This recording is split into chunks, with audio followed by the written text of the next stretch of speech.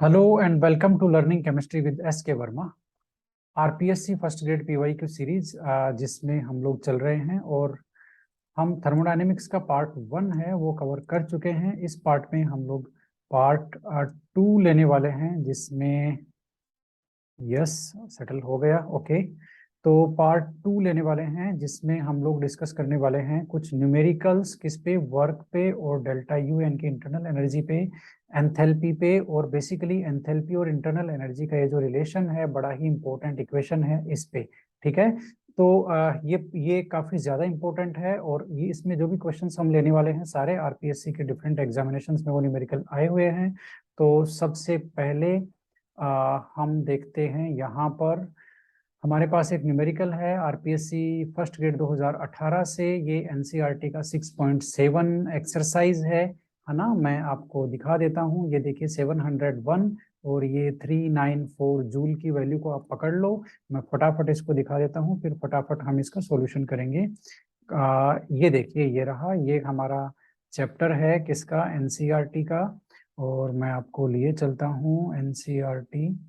ये देखिए, ये थर्मोडायनेमिक्स का चैप्टर है किसका, आपके एनसीईआरटी का चैप्टर नंबर 6। ठीक है, और इसके अब मैं चलता हूँ, ये क्वेश्चंस में आ गए हम लोग और क्वेश्चंस में आने के बाद में 6.7 वाली जो प्रॉब्लम है, ये देखिए 6.7 और ये 701 और ये 394 जूल, है ना, सेम क्वेश्चन। ठीक है, चलते हैं वापस वहीं।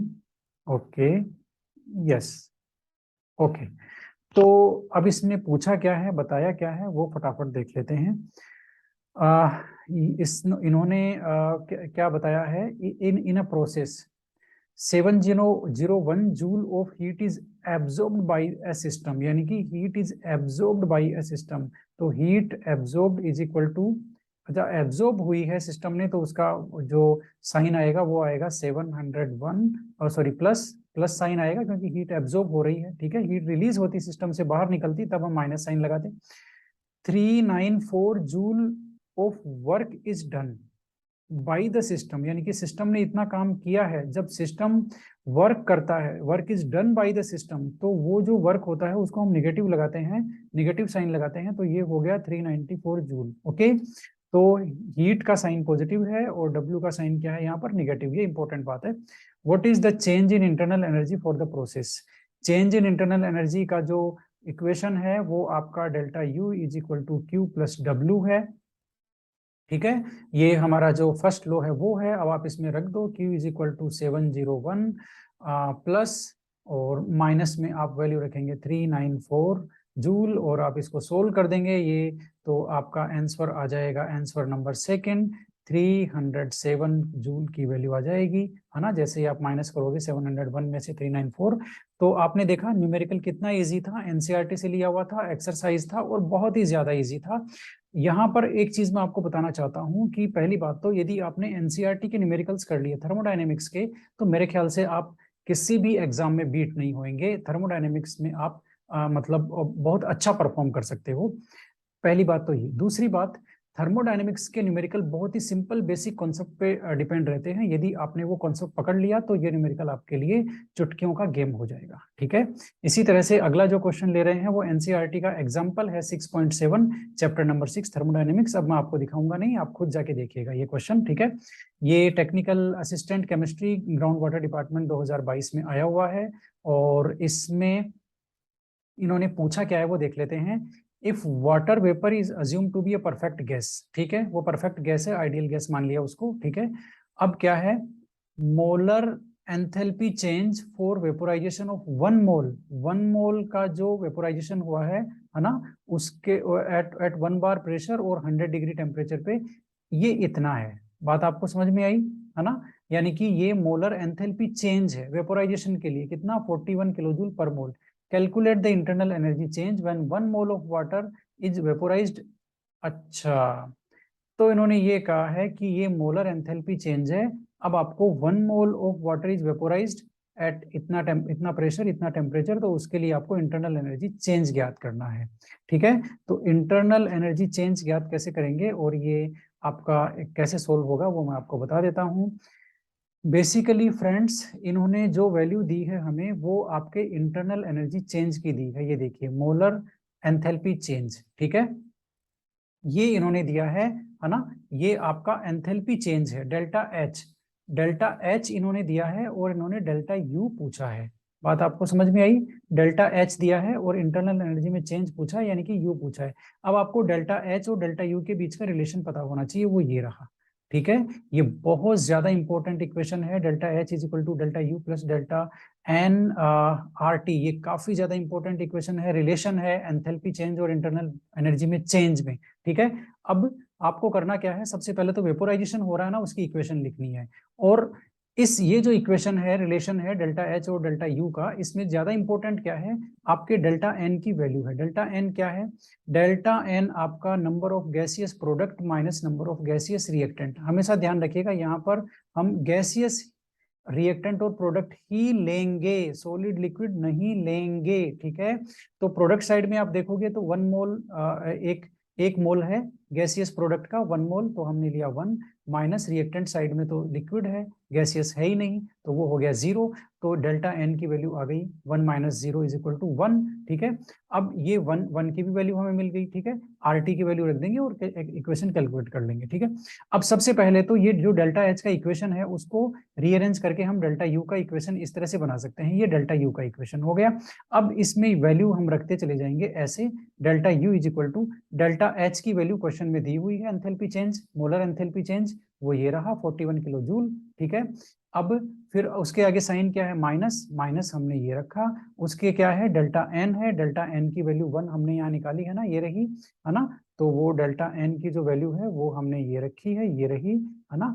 उसका मल्टीप्लाई आर, आर की वैल्यू ये रही 8.314, लेकिन आर की जो वैल्यू है वो 8.314 जूल पर केल्विन पर मोल में होती है, और यहाँ पर जो एंथैल्पी चेंज की वैल्यू है वो किलो जूल में दी हुई है। इसका मतलब आपको आर की वैल्यू को भी किलो जूल में कन्वर्ट करना पड़ेगा। इस तरह से 10⁻³ से मल्टीप्लाई करेंगे तो वो किलो जूल में कन्वर्ट हो जाएगी, जूल, ठीक है। तो इस तरह से ये हमने आर की वैल्यू किलो जूल में यहाँ पर रख दी है, 8.314 मल्टीप्लाइड बाई 10⁻³ और बाद में ये लास्ट में क्या है, टेम्परेचर, तो ये हमने रख दिया टेम्परेचर। अब आप इन सबको मल्टीप्लाई करोगे, है ना, किस किस को, ये देखो, इसको आपका 1 मल्टीप्लाइड बाई आर की वैल्यू मल्टीप्लाइड बाई 373, इतना, इसको आपको करना है मल्टीप्लाई। इसको मल्टीप्लाई करोगे तो इतना आएगा 3.096, और उसको फिर 41 है ना, ये 41 में से माइनस करेंगे तो आएगा 37.904 किलो जूल पर मोल। तो ये आ गया आपका डेल्टा यू, ठीक है। तो ये बेसिकली न्यूमेरिकल आपने पकड़ लिया, किस इक्वेशन पे बेस्ड था, ये आपकी जो एंथैल्पी चेंज और इंटरनल एनर्जी में चेंज है ना, उसमें जो रिलेशन है delta H is equal to delta U plus delta N R T, उस पे बेस्ड है ये, ठीक है। अब आपको पता कैसे चलेगा कि ये इक्वेशन लगेगा इसमें, क्योंकि आपको ये देखना है कि इन्होंने वैल्यू किसकी दी है, वैल्यू इन्होंने मोलर एंथैल्पी चेंज दिया है डेल्टा एच, पूछा क्या है, इंटरनल एनर्जी में चेंज, यानी कि डेल्टा यू, यानी कि इक्वेशन वही लगेगी, ठीक है। अब दूसरी बात, इस इक्वेशन में इंपॉर्टेंट क्या है, इस इक्वेशन में डेल्टा एन की जो वैल्यू है वो इंपॉर्टेंट है। डेल्टा एन की डेफिनेशन क्या है, number of gaseous product minus number of gaseous reactant, number of moles of gaseous product minus number of moles of gaseous reactant. तो ये आपको गैसियस ही लेना है और नंबर ऑफ मोल लेना है, वो डेल्टा एन की वैल्यू रख करके आपको आगे आर की वैल्यू रख करके टी की वैल्यू रख करके कैलकुलेट करना है। 37.9 आ गया, 37.9 ये रहा। ध्यान रहे ये जो इन टेक्स्ट क्वेश्चन था वो, सॉरी, एग्जाम्पल था एनसीईआरटी का 6.7, एनसीईआरटी की बुक में जाकर के चैप्टर नंबर 6 थर्मोडायनेमिक्स, ये आपको जरूर देखना है, ठीक है। फर्स्ट ग्रेड 2018 में ये क्वेश्चन आया हुआ है, इन्होंने कहा एक अभिक्रिया का स्थिर दाब पर, ये समझ में नहीं आएगा भाई, the variation of delta H of reaction with temperature at constant pressure. अच्छा, डेल्टा एच का variation with temperature at constant pressure, वो किसके इक्वल है? अरे भाई ये कोई बताने की बात है, ये रहा, ये रहा, ये आपकी क्या है, सीपी क्या है, ये है heat capacity at constant pressure. इसका फॉर्मूला क्या है, क्यूपी T2 माइनस T1। अब क्यूपी क्या है, heat change at constant pressure, तो वो ही तो एंथैल्पी होती है, total heat change at constant pressure, वो एंथैल्पी तो होती है, तो क्यूपी को हम लिखते हैं एंथैल्पी। और आपका डेल्टा टी ये हो ही गया, तो ये हो गया ना, देखो डेल्टा एच का वेरिएशन किसके साथ, टेम्परेचर के साथ, और किस पे, कांस्टेंट प्रेशर पे, उसको वो किसके इक्वल होता है, सीपी के इक्वल होता है, ये लो सीपी। अब सेम यहाँ पर सीवी भी हो सकता है ना। यदि क्वेश्चन को बदल देंगे तो कैसे, यदि कांस्टेंट वॉल्यूम लिखा हुआ हो, कांस्टेंट वॉल्यूम लिखा हुआ हो तो वहां पर जो चेंज होगा वो आपका इंटरनल एनर्जी में चेंज होगा, एंथैल्पी में चेंज नहीं होगा, ठीक है। और तब जो delta U divided by delta T ये किसके इक्वल होगा, ये होगा heat capacity at constant volume CV के इक्वल। तो सीपी और सीवी के फॉर्मूला में से ये क्वेश्चन है जहां पर इन्होंने सीपी को पकड़ा है, एंथैल्पी को पकड़ा है, तो सीपी और इंटरनल एनर्जी को पकड़ते तो सीवी आंसर आता। ओके, केमिस्ट 2011 का क्वेश्चन है, फर्स्ट लॉ का एक्सप्रेशन पूछ रहे हैं, delta E is equal to Q plus W, सबको पता है, कोई बात नहीं। जूनियर केमिस्ट पीएचडी 2011 का क्वेश्चन है, relationship between delta E and delta H, ध्यान है ना, अभी मैंने बताया था काफी ज्यादा इंपॉर्टेंट रिलेशन है ये, है ना। तो ये डेल्टा ई डेल्टा एच, लेकिन इन्होंने वो वाला रिलेशन नहीं दिया, इन्होंने एंथैल्पी की जो डेफिनेशन होती है वो वाला रिलेशन दिया है, ये वाला delta H is equal to delta E plus P delta V. हमेशा ध्यान रखिएगा ये एंथैल्पी में चेंज की डेफिनेशन है। एंथैल्पी की डेफिनेशन ये रही, एंथैल्पी क्या होती है, इंटरनल एनर्जी और प्रेशर वॉल्यूम वर्क का की वजह से जो एनर्जी होती है उसका सम होता है, कौन, एंथैल्पी, ठीक है। एंथैल्पी में चेंज क्या हुआ, वो इंटरनल एनर्जी प्लस में प्रेशर वॉल्यूम वर्क की वजह से जो एनर्जी है उसका सम होता है, कौन, आपका एंथैल्पी में चेंज, ठीक है। तो इस तरह से ये सही रिलेशन है किसके बीच में, डेल्टा ई और डेल्टा एच के बीच में, ऑप्शन नंबर 2 सही है। Yes, technical assistant chemistry ground water department 2022 में ये जो न्यूमेरिकल आया हुआ है ये एनसीईआरटी की एक्सरसाइज 6.4 भी है ना। मैं आपको ले जाकर के दिखाऊंगा नहीं, इससे टाइम वेस्टेज होता है। 6.4 है, आप वहां जाकर के देख लीजिएगा। हम सीधा क्वेश्चन पे आते हैं। क्वेश्चन में ये इन्होंने कहा है कि डेल्टा यू का मतलब क्या हो गया, इंटरनल एनर्जी में चेंज, ठीक है, of a combustion of methane, methane की कंबशन रिएक्शन हो रही है, दहन हो रहा है उसका, उसका इंटरनल एनर्जी में चेंज इतना है -x किलो जूल पर मोल, ठीक, कोई बात नहीं होगा। डेल्टा एच की वैल्यू निकालनी है, तो आपको पता है डेल्टा एच और डेल्टा यू में क्या रिलेशन है, ये रहा यहाँ पर जो हमने अभी देखा था, delta H is equal to delta U plus delta N R T, है ना। डेल्टा एन क्या है, गैसियस प्रोडक्ट, देखिए डेल्टा एन की डेफिनेशन ये रही, gaseous product minus gaseous reactant, ठीक है। तो प्रोडक्ट साइड में गैसियस मॉलिक्यूल कितने हैं देख लेते हैं, एक मॉलिक्यूल CO2 का है, ये H2O नहीं भाई ये तो लिक्विड है, तो एक ही है, तो NP की वैल्यू हो गई 1, माइनस करेंगे NR यानी कि रिएक्टेंट साइड में गैसियस मॉलिक्यूल, रिएक्टेंट साइड में गैसियस मॉलिक्यूल आपके एक तो ये रहा CH4 का और 2 ऑक्सीजन के, टोटल 3 हो गए, तो 1 - 3 -2 आ गया, तो डेल्टा एन की वैल्यू क्या आ गई, -2। अब ये -2 हम इस इक्वेशन में रखेंगे, ये जो इक्वेशन है ना इसमें हम -2 रखेंगे तो आपको मिलेगी ये equation, delta H is equal to delta U -2RT। हमने क्या किया, डेल्टा एन की वैल्यू रखी है केवल -2RT, ठीक है। अब एक चीज आप बताओ, इस इक्वेशन से आपको क्या पता चल रहा है, किसकी वैल्यू ज्यादा है, डेल्टा एच की ज्यादा है या डेल्टा यू की। इसमें फ्रेंड्स डेल्टा यू की वैल्यू ज्यादा है, तभी तो डेल्टा यू में से ये इतना माइनस करेंगे तब जाकर के वो डेल्टा एच के बराबर आएगा।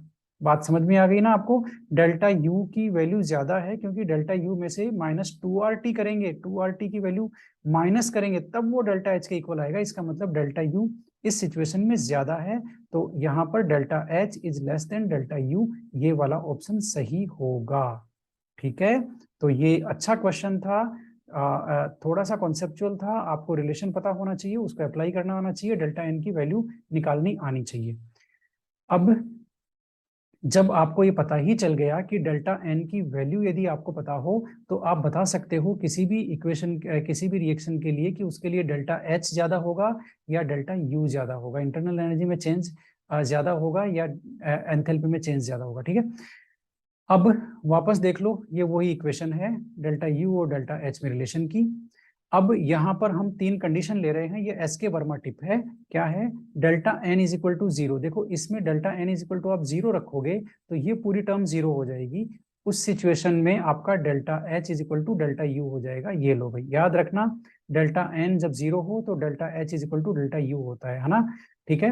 Delta N is greater than 0, greater than 0 का मतलब वो 1 हुआ या 2 हुआ जो भी हुआ, ठीक है, तो उस सिचुएशन में डेल्टा एच की वैल्यू ज्यादा हो जाएगी किससे, डेल्टा यू से, है ना, क्योंकि यहाँ पर ये पॉजिटिव वैल्यू होगी, दो आप रखोगे 2RT या कुछ भी रखोगे, इसका मतलब ये हुआ कि एंथैल्पी में चेंज है डेल्टा एच वो इन दोनों का सम है, डेल्टा यू का और इसका एनआरटी का सम है, डेल्टा एनआरटी का सम है, इसका मतलब एंथैल्पी में चेंज ज्यादा है। ठीक है, डेल्टा एन जब लेस देन जीरो हो, अभी लेस देन जीरो हुआ था ना, माइनस कितना था, 2 था पिछले वाले क्वेश्चन में, तो उस क्वेश्चन में जो इंटरनल एनर्जी में चेंज था डेल्टा यू, वो ज्यादा था डेल्टा एच से। बात आपको समझ में आ गई?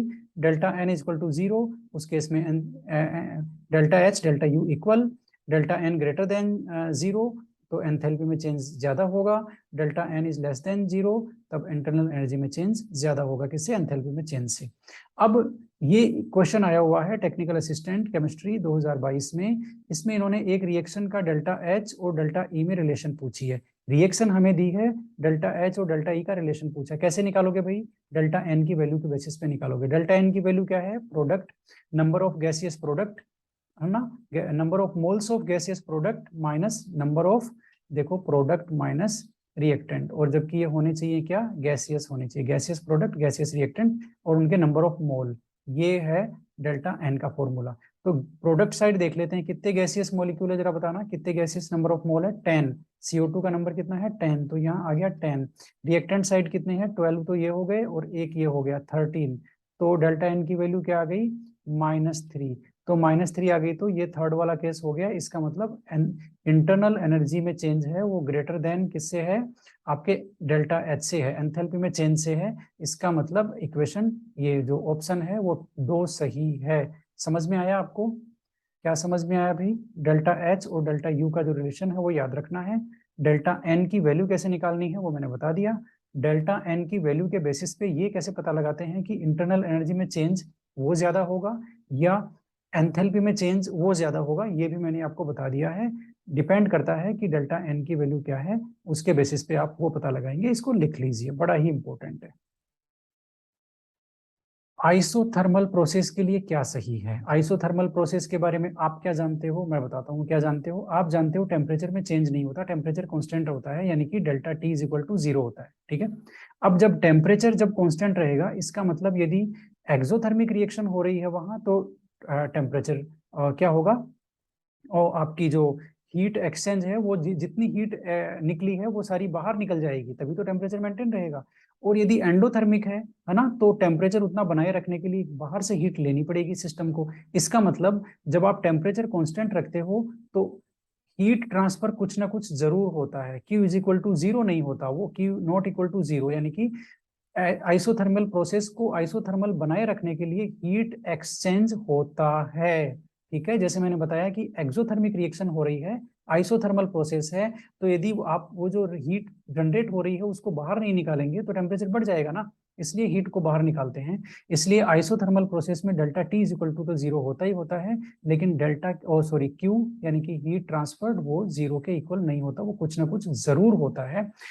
एक चीज मेरी तरफ से याद कर लीजिए, इंटरनल एनर्जी में जो चेंज है वो टेम्परेचर का फंक्शन होता है, यानी कि इंटरनल एनर्जी पूरी तरह से टेम्परेचर पे डिपेंड करती है। टेम्परेचर ज्यादा तो इंटरनल एनर्जी भी ज्यादा। ठीक है, यदि टेम्परेचर में चेंज 0 हो रहा है, इसका मतलब इंटरनल एनर्जी में भी चेंज 0 होगा, सुन लो। इसलिए आइसोथर्मल प्रोसेस में delta T is equal to 0, Q not equal to 0, और इंटरनल एनर्जी में change that is delta E लिख दो चाहे डेल्टा यू लिख दो, वो क्या है? 0। ठीक है, अब आपको क्वेश्चन करना है, क्यू नॉट इक्वल टू 0 है ना, हीट ट्रांसफर कुछ ना कुछ होगी, इसका मतलब ये तो सही नहीं है, ये यहाँ पे 0 दे दिया, ये भी 0 दे दिया, ये भी सही नहीं है मेरे ख्याल से। और अच्छा, यहाँ पर इंटरनल एनर्जी में चेंज नॉट इक्वल टू 0 दिया है, ये भी सही नहीं है। ऑप्शन नंबर 2 सही है आइसोथर्मल के लिए, Q not equal to 0 and delta E यानी कि इंटरनल एनर्जी में चेंज क्या है? 0, क्योंकि टेम्परेचर में चेंज है 0। टेम्परेचर बढ़ता है तो इंटरनल एनर्जी बढ़ती है, ध्यान रखिएगा। टेम्परेचर सेम रहता है, इंटरनल एनर्जी भी सेम रहती है। यस, ये क्वेश्चन भाई अभी तो आया ही था फर्स्ट ग्रेड में, अब ये ACF 2018 में वापस आया हुआ है कि डेल्टा एच एक रिएक्शन का, है ना, टेम्परेचर के साथ उसका वेरिएशन कांस्टेंट प्रेशर पे वो किसके इक्वल होता है? ये हीट इस कैपेसिटी एट कांस्टेंट प्रेशर के इक्वल होता है, ये हमने देख लिया, है ना। अच्छा, इस वीडियो में नहीं मिले ये क्वेश्चन तो पिछले वीडियो में जाके देख लेना, कोई दिक्कत नहीं है, ये क्वेश्चन हमने वहां डिस्कस किया है। अब ये कुछ इंपॉर्टेंट पॉइंट्स है मेरी तरफ से, इंपॉर्टेंट पॉइंट्स अबाउट वर्क। देखिए, वर्क के कई न्यूमेरिकल आते हैं, उसको सिंप्लीफाई मैंने कर दिया है, आप बहुत आराम से कर पाएंगे यदि आपने 2-4 पॉइंट याद कर लिए तो। सबसे पहला तो वर्क ये है कि आपको एक्सपेंशन वर्क ही देखने को मिलेगा, यानी कि एक्सपेंशन किसको बोलते हैं भाई, फैलने को, ठीक है। तो एक्सपेंशन वर्क ही आपको देखने को मिलेगा, ठीक है। अब आइडियल गैस के लिए एक्सपेंशन वर्क क्या होता है डिफरेंट कंडीशंस में, उसके लिए मैंने कुछ इक्वेशन लिखे हैं आपके लिए। ए देख लो जरा, ए क्या है, इरिवर्सिबल आइसोथर्मल एक्सपेंशन, जरा देख लेना जरा, इरिवर्सिबल है, आइसोथर्मल है और एक्सपेंशन है, उसके लिए डब्ल्यू वर्क का फॉर्मूला क्या हो गया, ये हो गया minus P external debt V dot sorry delta we minus P external delta we, ठीक है। ये किसका फॉर्मूला है, इरिवर्सिबल आइसोथर्मल एक्सपेंशन, इरिवर्सिबल है, आइसोथर्मल है, एक्सपेंशन है, वर्क का फॉर्मूला आपके सामने है, ठीक है। अगला बी, रिवर्सिबल आइसोथर्मल एक्सपेंशन, ये लो भाई, रिवर्सिबल प्रोसेस है, आइसोथर्मल एक्सपेंशन हो रहा है, यहाँ पर रिवर्सिबल प्रोसेस है, वहां इरिवर्सिबल था। जब प्रोसेस रिवर्सिबल होता है, जब तब जो वर्क होता है वो मैक्सिमम वर्क होता है, ठीक है। उसका फॉर्मूला जरा देख लो, W is equal to W reversible, और उसका फॉर्मूला आपका ये रहा, ये आपका वॉल्यूम के रेफरेंस में है और ये आपका प्रेशर के रेफरेंस में है, V2/V1 और P1/P2, है ना। तो ये फॉर्मूला काफी ज्यादा इंपॉर्टेंट है, कब काम आएगा आपके, जब प्रोसेस क्या हो, रिवर्सिबल हो और आइसोथर्मल हो और एक्सपेंशन हो, ठीक है। अब एक चीज हमेशा ध्यान रखिएगा, रिवर्सिबल वर्क होता है वो इरिवर्सिबल वर्क से हमेशा ज्यादा होता है ना। जैसा कि यहाँ भी लिखा हुआ है कि रिवर्सिबल आइसोथर्मल एक्सपेंशन में जो वर्क होता है वो मैक्सिमम वर्क होता है, एक जो सिस्टम से हम ले सकते हैं वो मैक्सिमम वर्क होता है, इसलिए रिवर्सिबल वर्क हमेशा इरिवर्सिबल से ज्यादा होता है। ये काफी ज्यादा इंपॉर्टेंट पॉइंट है, सी नंबर का, जरा समझ लो इसे। Isothermal expansion of an ideal gas, ideal gas का आइसोथर्मल एक्सपेंशन हो रहा है अगेंस्ट वैक्यूम, वैक्यूम वैक्यूम, यानी कि सामने कोई प्रेशर नहीं है, वैक्यूम है, गैस को एक्सपेंड कर रहे हैं, हम फैला रहे हैं अगेंस्ट वैक्यूम, वैक्यूम में एक्सपेंड कर रहे हैं, वैक्यूम में कोई प्रेशर नहीं होता, इसलिए वैक्यूम में पी एक्सटर्नल क्या होता है, जीरो होता है, pressure external, external pressure zero होता है, ठीक है। इसीलिए वैक्यूम में जब भी एक्सपेंशन होता है आइडियल गैस का तो एक्सटर्नल प्रेशर जीरो होता है, इसीलिए उसे क्या बोलते हैं, फ्री एक्सपेंशन भी बोलते हैं, फ्री एक्सपेंशन, ठीक है। अब जब P एक्सटर्नल जीरो हो गया तो वर्क का ये जो फॉर्मूला है उसमें आप ये जो P की जगह आप जीरो रखोगे तो वर्क क्या हो जाएगा, जीरो। इसका मतलब सुन लो भाई, वैक्यूम में आइडियल गैस का आइसोथर्मल एक्सपेंशन करते हैं जब भी, तब वर्क क्या होता है, जीरो होता है। No work done during free expansion of an ideal gas whether the process is reversible और इरिवर्सिबल। सुन लो, आइसोथर्मल एक्सपेंशन है आइडियल गैस का, तो चाहे वहां रिवर्सिबल लिखा हुआ हो चाहे इरिवर्सिबल लिखा हुआ हो, यदि वो वैक्यूम में है, वैक्यूम में है तो वर्क डन कितना होगा, जीरो, ठीक है। वैक्यूम में वर्क डन जीरो, याद रखना, बहुत काम आएगा अभी। एडियाबैटिक एक्सपेंशन यदि वहां पर हो रहा है तो वहां पर आपके वर्क का फॉर्मूला ये आ गया, ठीक है। रिवर्सिबल में ये होगा, इरिवर्सिबल में ये होगा, याद जरूर कर लेना इनको, इन सारे फॉर्मूलाज को, ये काफी ज्यादा काम आने वाले हैं। चलते हैं एक न्यूमेरिकल के पास में, फर्स्ट ग्रेड 2015 में ये आया हुआ है, एनसीईआरटी का एग्जाम्पल है 6.2, ठीक है। 6.2 एग्जाम्पल है एनसीईआरटी का, चेक कर लेना, अभी दिखाने की कंडीशन में नहीं हूँ, रात भी बहुत हो गई है, वीडियो कंप्लीट करना है। 2 लीटर्स, जरा देखना, 2 litres of an ideal gas at pressure of 10 atmosphere, 10 atmosphere पे 2 litre ideal gas expends isothermally, isothermally expends होती है इनटू वैक्यूम। अच्छा, वैक्यूम में एक्सपेंड हो रही है, वैक्यूम में एक्सपेंड हो रही है, आइसोथर्मल एक्सपेंशन हो रहा है और आइडियल गैस है, कुछ याद आया आपको क्या होगा, चलो अभी बताता हूँ। It's total volume is 10 litres, ठीक है, until it's total volume is 10 litres. अच्छा भाई, 2 लीटर गैस है ना, 10 लीटर तक ये एक्सपेंड होती है, वैक्यूम में होती है लेकिन, ठीक है, किसमें होती है, वैक्यूम में, ओके। और अब यहाँ पर देखो, देखना जरा, how much work is done in expansion, ये लो भाई, वैक्यूम में आइसोथर्मल एक्सपेंशन में वर्क डन कितना होता है, जीरो होता है, zero zero zero zero zero zero zero. अभी तो मैंने आपको बताया था कि वैक्यूम में ये देखो, अब यहाँ पर वर्क डन पूछ रहा है ना एक्सपेंशन, तो एक्सपेंशन का जो फॉर्मूला होता है work done by the system होता है, एक्सपेंशन में work done by the system. देखो सिस्टम एक्सपेंड होता है ना, सिस्टम फैलता है तो कौन सिकुड़ेगा, सराउंडिंग, इसका मतलब सिस्टम काम कर रहा है सराउंडिंग पे, सिस्टम काम कर रहा है तो सिस्टम की एनर्जी खर्च होगी, इसलिए वो जो वर्क है वो क्या होगा, माइनस में, तो minus W is equal to P external delta V, ये फॉर्मूला है वर्क का, अभी मैंने आपको बताया था, ठीक है। अब इसमें पी एक्सटर्नल क्या है, जीरो, जब P एक्सटर्नल जीरो हो गया तो ये सारा जीरो हो जाएगा और वर्क डन जीरो आएगा। बहुत ही अच्छा न्यूमेरिकल है, हमेशा ध्यान रखना, वैक्यूम आते ही आंसर जीरो कर देना, ध्यान रखना, वैक्यूम आइसोथर्मल एक्सपेंशन है ना, ये क्या होगा, वर्क डन जीरो। घुमाने की कोशिश किया लेकिन हम घूमेंगे नहीं। Yes, technical assistant ground water department 2022, calculate the work done by the system when 2 mole of an ideal gas expands from इतना से इतना isothermally into vacuum। ये लो फिर वही बात, अरे भाई आइडियल देखना जरा, मैं क्या कर रहा हूँ, आइडियल गैस है, एक्सपेंड हो रही है, फैल रही है, आइसोथर्मली एक्सपेंशन है और वैक्यूम में है, ये चारों टर्म मिल गए, इसका मतलब आंसर आएगा जीरो। सेम क्वेश्चन घुमाने की कोशिश किया लेकिन हम नहीं घूमेंगे। इंपॉर्टेंट कॉन्सेप्ट आपको हाथ में लग गया होगा कि अगेंस्ट वैक्यूम जब भी एक्सपेंशन होता है आइडियल गैस का आइसोथर्मली तो वर्क डन जीरो होता है। ठीक है, अब ये एक और क्वेश्चन है टेक्निकल एजुकेशन 2011 में आया हुआ, calculate the maximum work done by the system. अच्छा, सिस्टम काम कर रहा है, कोई बात नहीं, सिस्टम की एनर्जी खर्च हो रही है, कोई बात नहीं। When 1 mole of an ideal gas expends, ideal gas का 1 मोल एक्सपेंड्स फ्रॉम इतना लीटर टू इतना लीटर, ठीक है, एट इतना टेम्परेचर। बात आपको समझ में आ गई।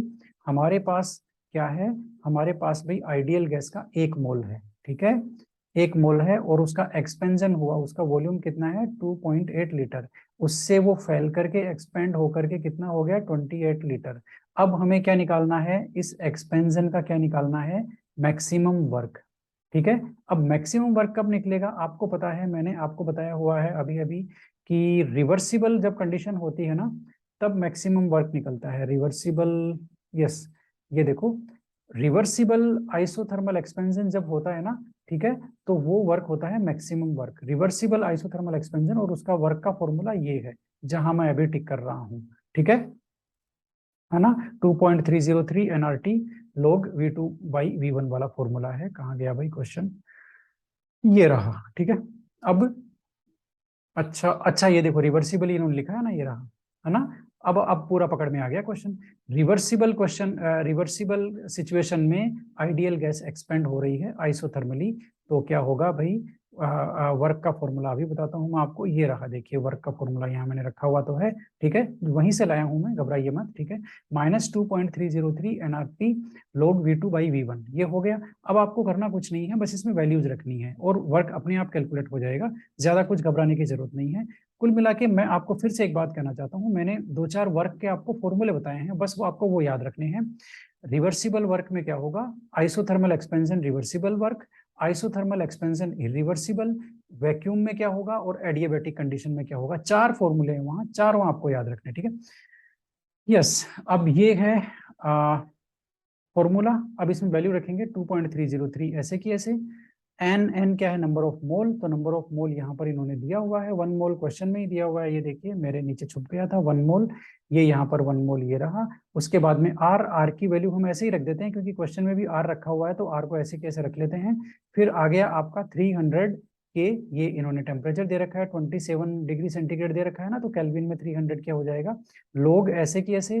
V2 क्या है, फाइनल वॉल्यूम, वो 28 लीटर है, और V1 क्या है, इनिशियल, वो 2.8 है। ठीक है, अब ये वाली जो टर्म है log 28 डिवाइडेड बाई 2.8, इसको हम सेपरेट सोल्व कर लेते हैं। ये देखो 28 डिवाइडेड बाई 2.8 करोगे तो 10 आएगा ना, तो ये हो गया log 10, और log 10 की वैल्यू क्या होती है, 1 होती है। ये लो कितना सिंपल कर दिया इन्होंने। ठीक है, इसका मतलब अब सीधा सीधा -2.303 मल्टीप्लाइड बाई 300, ये 300 बच गया, मल्टीप्लाइड विद आर, ये बच गया। अब आप इन दोनों का मल्टीप्लाई कर दो, कितना आएगा, -690.9 आर, ये आर ऐसे कैसे रह गया, और ये आपका आंसर आ गया नंबर 1। समझ में आया क्या किया मैंने, बताता हूँ क्या किया। मुझे निकालना था मैक्सिमम वर्क, रिवर्सिबल प्रोसेस है, रिवर्सिबल प्रोसेस में वर्क का फॉर्मूला मुझे याद रखना है। ठीक है, अब मैंने सिर्फ एन की वैल्यू रखी है, न्यूमेरिकल में दी हुई है 1 मोल, आर की वैल्यू इन्होंने रखवाई भी नहीं क्योंकि आंसर में ही आर रखा हुआ है। ठीक है, टेम्परेचर 27 डिग्री दिया हुआ है, उसको मैंने कर दिया कितना 300 के, क्योंकि टेम्परेचर केल्विन में रखेंगे। लॉग वाली टर्म को मैंने सोल्व कर लिया, वो log 10 आई, log 10 की वैल्यू 1 होती है। अब देखो कितना इजी न्यूमेरिकल हो गया, ये कितना ज्यादा इजी हो गया। यदि आपको ये फॉर्मूला पता है रिवर्सिबल वर्क वाला, जिससे मैक्सिमम वर्क कैलकुलेट करते हैं, तो बहुत ही इजी हो जाता है आपके लिए न्यूमेरिकल। ठीक है, तो इस तरह से इसको सोल्व करेंगे। Working of refrigerator is based on which of the following law of thermodynamics. भाई रेफ्रिजरेटर सेकंड उस पे लॉ पे काम करता है, ठीक है, क्योंकि सेकंड लॉ क्या कहता है कि हम जो कोल्ड बॉडी से हीट बॉडी की तरफ जो हीट है ना वो ट्रांसफर नहीं कर सकते जब तक कि हम कोई वर्क नहीं करते हैं। तो फ्रिज में क्या करते हैं, रेफ्रिजरेटर में यही तो करता है, हमें बिजली चाहिए, बिजली जब तक रहती है तभी तक कूलिंग होती रहती है। क्यों? क्योंकि वो जो लाइट है ना वो खर्च होती है, वर्क होता है, और उस वर्क से क्या होता है, फ्रिज के जो अंदर से हीट है ना उसको एनवायरमेंट में बाहर छोड़ा जाता है, ठीक है।